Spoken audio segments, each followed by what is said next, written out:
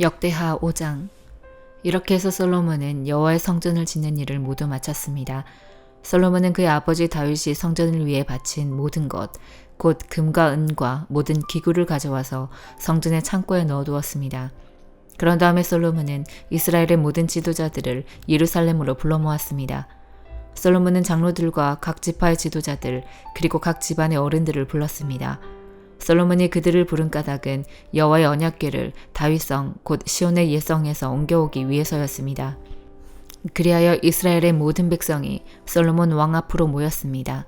그때는 7월의 초막절 때였습니다. 이스라엘의 모든 장로들이 도착하자 레위 사람들이 궤를 어깨에 메고 옮기기 시작했습니다. 제사장과 레위 사람들이 그 궤와 회막과 그 안에 거룩한 물건들을 다 옮겼습니다. 솔로몬 왕과 이스라엘의 모든 백성이 그 궤 앞에 모였습니다. 그들은 셀 수도 없을 만큼 많은 수의 양과 소를 제물로 바쳤습니다. 그런 다음에 제사장들이 여호와의 언약궤를 제자리 곧 성전 안의 지성소에 놓아두었습니다. 언약궤는 곧 그룹의 날개 아래에 두었는데 그 그룹의 날개는 궤를 놓아둔 곳 위에 펼쳐져 궤와 그 상자를 메는 채를 덮었습니다. 상자를 메는 채는 매우 길어서 지성소의 앞에서는 채의 끝이 보였습니다. 그러나 성소 밖에서는 보이지 않았습니다. 그 채들은 아직까지도 거기에 놓여 있습니다. 그 궤 안에는 돌판 2개만 들어 있었습니다. 그 돌판은 시내산에서 모세가 넣어둔 것입니다. 시내산은 이스라엘 백성이 이집트에서 나온 뒤에 여호와와 언약을 맺은 곳입니다. 그런 뒤에 모든 제사장들이 성소를 떠났습니다. 그곳에 있던 제사장들은 차례와 상관없이 몸을 깨끗이 한 뒤 여호와를 섬길 준비를 하고 있었습니다. 음악가인 레위 사람들 곧 아삽과 헤만과 여두둔과 그들의 아들과 형제들은 제단 동쪽에 서 있었습니다. 그들은 하얀 모시옷을 입고 재금과 비파와 수금을 연주했습니다. 그들과 더불어 제사장 120명이 나팔을 불었습니다. 나팔을 부는 사람들과 노래하는 사람들이 한 사람처럼 소리를 냈습니다. 그들은 찬양하며 여호와께 감사드렸습니다. 그들은 나팔과 재금과 그 밖의 악기를 연주하며 노래를 불렀습니다. 그들은 이런 노래로 여호와를 찬양했습니다. 여호와는 선하시다. 그의 사랑은 영원하시다. 그때 구름이 여호와의 성전을 덮었습니다. 제사장들은 그 구름 때문에 일을 계속할 수 없었습니다. 여호와의 영광이 하나님의 성전을 가득 채웠습니다. 역대하 6장 1절에서 11절. 그때 솔로몬이 말했습니다. 여호와께서는 캄캄한 구름 속에 계시겠다고 말씀하셨습니다. 그러나 저는 주를 위해 훌륭한 성전을 지었습니다. 이 성전은 주께서 영원히 계실 곳입니다. 그리고 나서 솔로몬 왕은 몸을 돌려 그곳에 서 있는 이스라엘의 모든 백성에게 복을 빌어 주었습니다. 솔로몬이 말했습니다. 이스라엘의 하나님이신 여호와를 찬양합시다. 여호와께서는 내 아버지 다윗에게 약속하신 것을 이루어 주셨습니다. 여호와께서는 내 아버지에게 이렇게 말씀하셨습니다. 나는 내 백성 이스라엘을 이집트에서 인도해냈다. 그러나 나는 나에게 예배할 성전을 어느 곳에다 지을지 이스라엘의 어느 지파에서도 선택하지 않았다. 그리고 내 백성 이스라엘을 인도할 사람도 선택하지 않았다. 그러나 이제 나는 예배받을 곳으로 예루살렘을 선택했고 다윗을 선택하여 내 백성 이스라엘을 다스리게 하였다. 내 아버지 다윗은 이스라엘의 하나님이신 여호와께 예배드릴 성전을 짓고 싶어 했습니다. 그러나 여호와께서는 내 아버지 다윗에게 이렇게 말씀하셨습니다. 다윗아, 네가 나에게 예배드릴 성전을 짓고 싶어하는 뜻은 좋다. 그러나 너는 성전을 지을 사람이 아니다. 나에게 예배드릴 성전은 네 아들이 짓게 될 것이다. 이제 여호와께서는 약속하신 것을 이루어 주셨습니다. 나는 이제 여호와께서 약속하신 대로 내 아버지 다윗의 뒤를 이어 왕이 되었습니다. 그리고 나는 이스라엘의 하나님이신 여호와께 예배드릴 성전을 지었습니다. 나는 여호와께서 우리 조상과 맺으신 언약이 들어있는 궤를 성전 안에 놓아두었습니다. 요한일서 4장. 사랑하는 친구들이여, 많은 거짓 예언자들이 지금 이 세상에 있습니다. 그러므로 모든 영을 다 믿지는 말기 바랍니다. 그 영들이 하나님으로부터 온 것인지 아닌지 시험해 보십시오. 하나님의 영을 알 수 있는 방법은 다음과 같습니다. 어떤 영이 말하기를 나는 예수님께서 이 땅에 사람으로 오셨음을 믿습니다 라고 얘기하면 그 영은 하나님께로부터 온 것입니다.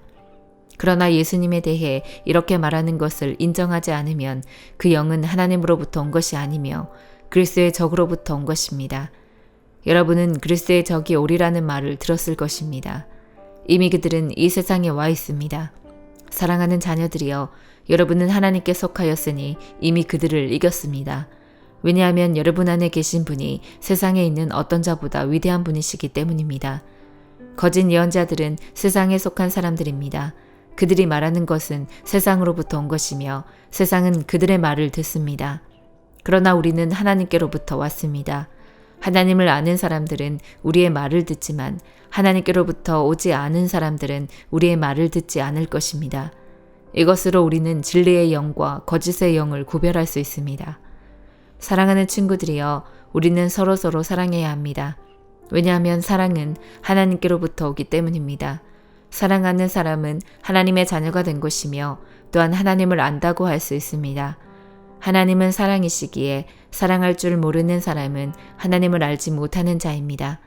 하나님은 그의 독생자를 이 땅에 보내심으로 우리를 향한 그분의 사랑을 보여주셨으며 그를 통해 우리에게 생명을 주셨습니다. 진실한 사랑이란 하나님을 향한 우리의 사랑이 아니라 우리를 향한 하나님의 사랑인 것입니다. 하나님은 당신의 아들을 보내셔서 우리의 죄를 위해 화목제물이 되게 하셨습니다. 사랑하는 친구 여러분, 하나님께서 이처럼 우리를 사랑해 주셨으니 우리 역시 서로를 사랑해야만 합니다. 어느 누구도 여태까지 하나님을 본 적이 없습니다. 그러나 우리가 서로서로 사랑하면 하나님께서 우리 안에 거하십니다.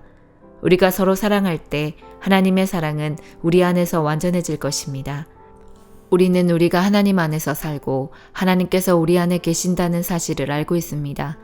이는 하나님께서 우리에게 주신 그의 성령을 통해 알 수 있습니다. 우리는 아버지께서 그의 아들을 세상의 구주로 보내신 것을 보았고 또 그것을 증언합니다. 만약 누구든지 나는 예수님께서 하나님의 아들이심을 믿어요라고 얘기하면 하나님께서는 그 사람 안에 거하시고 그는 하나님 안에 살게 됩니다. 이로써 우리는 하나님께서 우리를 위해 베푸신 그 사랑을 알 수 있고 그 사랑을 굳게 믿을 수 있습니다. 하나님은 사랑이십니다. 사랑 안에 사는 사람은 하나님 안에 사는 사람이며 하나님도 그 사람 안에 계십니다. 하나님의 사랑이 우리 안에 완전해질 때 우리는 하나님께서 심판하시는 그날에 아무 두려움 없이 설 수 있을 것입니다. 우리에게 어떤 두려움도 있을 수 없는 것은 우리가 이 세상에서 예수님과 같아지기 때문입니다. 사랑이 있는 곳에는 두려움이 없습니다. 왜냐하면 완전한 사랑이 두려움을 내어쫓기 때문입니다. 사람을 두렵게 만드는 것은 벌을 받을지도 모른다는 마음 때문입니다. 그러므로 두려움을 갖고 있는 사람은 사랑을 완성하지 못한 사람입니다. 하나님께서 우리를 먼저 사랑해 주셨기 때문에 우리도 사랑해야 합니다. 어떤 사람이 나는 하나님을 사랑해요 라고 말하면서 그의 형제를 미워하면 그는 거짓말쟁이입니다. 이는 눈에 보이는 자기의 형제도 사랑하지 못하면서 보이지 않는 하나님을 사랑할 수는 없기 때문입니다. 그러므로 하나님께서는 누구든지 하나님을 사랑하는 사람은 자기 형제들도 사랑해야 한다고 우리에게 명령하셨습니다. 나훔 3장. 화로다 피의 도성이여, 거짓말이 가득하고 강포가 가득하며 살육이 떠나지 않는다. 말채찍 소리를 들어보고 전차 바퀴 소리를 들어보아라. 말들이 달려오고 전차들이 몰려온다. 기마병들이 쳐들어온다. 그들의 칼이 번쩍이며 그들의 창이 번뜩인다. 시체가 마치 산처럼 쌓여 있어 셀 수조차 없다. 사람들이 시체에 걸려 넘어진다. 그 성은 창녀 같았다. 한껏 멋을 부렸고 마술을 좋아했다. 음란한 짓으로 나라들을 꿰었고 마술로 민족들을 유혹했다. 보라, 내가 너를 치겠다. 만군의 여호와의 말씀이다. 네 치마를 네 얼굴 위로 걷어올려 네 벌거벗은 몸을 온 나라가 보게 하겠다. 네 부끄러운 곳을 왕국들이 보게 하겠다. 더러운 것을 너에게 던지겠고 너를 조롱거리로 만들겠다. 사람들이 네 모습을 보고 비웃을 것이다. 너를 보는 사람마다 달아나며 니느웨가 폐허가 되었다. 누가 망한 니느웨를 위해 슬퍼하려고 말한다. 니느웨야, 너를 위로할 사람을 찾을 수 없구나. 니느웨야, 너는 테베보다 나은 곳이 없다. 나일 강가에 자리 잡고 있는 테베는 강물에 둘러싸여 있다. 테베에게는 강이 곧 방벽이며 강물이 곧 성벽이다. 에티오피아와 이집트가 힘이 되어주고 북과 리비아가 도와주었다. 그러나 퇴배도 정복되었다. 그 백성은 포로로 끌려가고 길 모퉁이마다 어린아이들이 내동댕이 쳐졌다. 제비뽑기에 걸린 귀족들은 종이 되어 끌려가고 지도자들은 모두 사슬에 묶였다. 니느웨야, 너 역시 술 취한 사람처럼 비틀거릴 것이다. 이리저리 도망할 것이며 원수를 피해 숨을 곳을 찾아다닐 것이다. 네 모든 요새는 잘 익은 무화과 나무 열매 같아서 나무를 흔들면 입 안으로 열매가 떨어지는 것과 같을 것이다. 네 군인들을 보아라. 여자처럼 힘이 없구나. 네 땅의 성문은 모두 활짝 열려있고 성문 빗장은 불에 타버렸다. 적들에게 둘러싸이기 전에 물을 길어두어라. 요새를 굳건히 해두어라. 진흙을 이겨 벽돌을 만들어 성벽을 수리하여라. 메뚜기들이 작물을 먹어치우듯이 그곳에서 불이 너를 삼킬 것이다. 칼이 너를 죽일 것이다. 풀무치 때처럼 불어나라. 메뚜기 때처럼 불어나라. 네가 상인들을 하늘의 별보다 많게 하였으나 그들이 메뚜기 때처럼 땅을 황폐하게 하고 날아가 버릴 것이다. 네 수비대와 관리들도 차가운 날에 담장 위에 날아와 앉는 메뚜기 떼 같다. 그들은 해가 떠오르면 날아가 버리는 메뚜기 떼같이 아무도 모르는 곳으로 사라져 버린다. 아시리아의 왕아, 네 통치자들이 잠들었고 네 귀족들이 잠에 빠져 있다. 네 백성이 이 산 저 산으로 흩어졌으나 아무도 불러 모을 사람이 없다. 아무도 네 상처를 고치지 못한다. 네 부상은 치명적이다. 네 소식을 듣는 사람마다 손뼉을 칠 것이다. 계속된 너의 잔인함을 겪지 않은 자가 누가 있겠느냐. 누가복음 19장. 예수님께서 여리고에 들어가 거리를 지나시는 중이었습니다. 여리고에는 삭개오라는 사람이 있었습니다. 그는 세리장이었고 부자였습니다. 삭개오는 예수님이 어떤 분인지 보려고 하였으나 사람들 때문에 볼 수 없었습니다. 그는 키가 작았던 것입니다. 그는 예수님을 보려고 앞서 달려가서 뽕나무에 올라갔습니다. 왜냐하면 예수님께서 그 길을 지나실 것이었기 때문입니다. 예수님께서 그곳에 이르러 위를 쳐다보시고 삭개오에게 말씀하셨습니다. 삭개오야, 어서 내려오너라. 오늘 내가 네 집에서 묵어야 하겠다. 삭개오가 빨리 내려와 예수님을 기쁘게 맞이했습니다. 사람들은 이것을 보고 모두 수군거렸습니다. 저 사람이 죄인의 집에 묵으려고 들어갔다. 삭개오가 서서 주님께 말씀드렸습니다. 주님, 제 재산의 절반을 가난한 사람들에게 주겠습니다. 그리고 제가 남의 것을 속여 얻은 것이 있으면 4배로 갚겠습니다. 예수님께서 삭개오에게 말씀하셨습니다. 오늘 이 집에 구원이 찾아왔다. 이 사람도 아브라함의 자손이다. 인자는 잃어버린 사람을 찾아 구원하러 왔다. 사람들이 예수님의 말씀을 듣고 있을 때 예수님께서 비유를 들어 말씀해 주셨습니다. 이 비유를 드신 것은 예수님께서 예루살렘에 가까이 오셨으므로 사람들이 곧 하나님 나라가 나타날 것으로 생각하였기 때문입니다. 예수님께서 말씀하셨습니다. 어떤 귀족이 왕위를 받아오려고 먼 나라로 가게 되었다. 그는 10명의 종을 불러 한 문화씩 10문화의 돈을 나누어 주면서 말했다. 내가 돌아올 때까지 장사를 하여라. 그러나 그들은 그를 미워하여 밀사를 뒤따라 보내어 왕위를 줄 사람에게 말을 전하였다. 우리는 이 사람이 우리의 왕이 되는 것을 원하지 않습니다. 그러나 그 귀족은 왕위를 받아 가지고 돌아와서 돈을 맡겼던 종들을 불러 장사를 어떻게 했는지 알아보려고 하였다. 첫 번째 종이 와서 말했다. 주인님, 주인님의 한 문화로 10문화를 만들었습니다. 왕이 그에게 말했다. 잘하였다, 착한 종아. 네가 아주 적은 일에 충실하였으니 너에게 10마을을 맡기겠다.